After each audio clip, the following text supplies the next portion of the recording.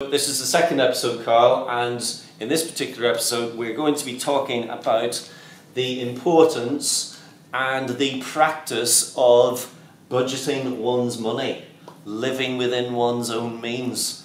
And I remember when we were just discussing this in preparation, there were lots of good habits that you were talking about getting into with regard to the whole notion of budgeting. Yep. So, absolutely. What would your advice be, first of all, just with regard to being able to live within your own means? Well, it's funny, I was just thinking of that there. So we have a saying in banking, cash is king.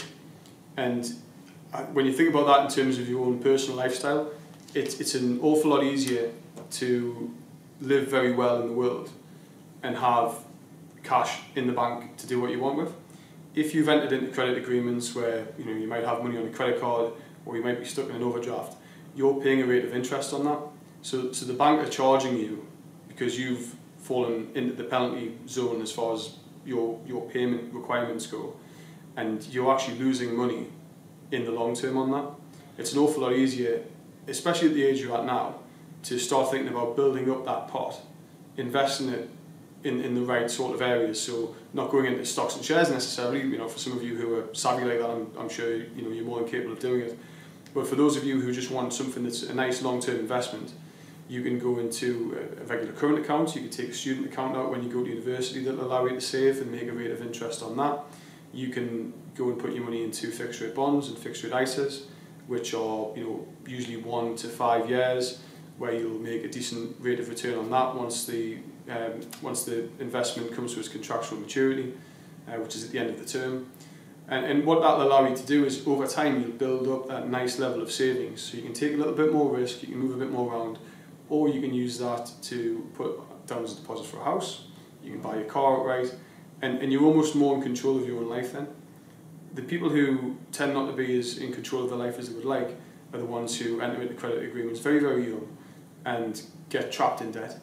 And I've seen cases before where people have actually ended up bankrupt in their 20s because they wanted to live a bit beyond their means, which I'm sure we're probably going to touch on a bit as well.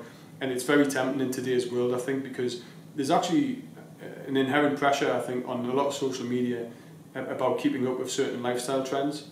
I think when you see a lot of things that go around on your Instagrams, your Twitters, Facebooks, even in the news, and if you log on to certain news websites, there's always a picture of someone doing something that is very expensive to do, that people think, oh well, I have to find a way of funding it to allow myself to have that sort of lifestyle. But it's not something that's achievable for everyone, unfortunately, and I think you kind of have to know your boundaries about what's good for you personally and where you can live a very financially healthy life, or where you can trap yourself in debt trying to chase something that you probably don't need.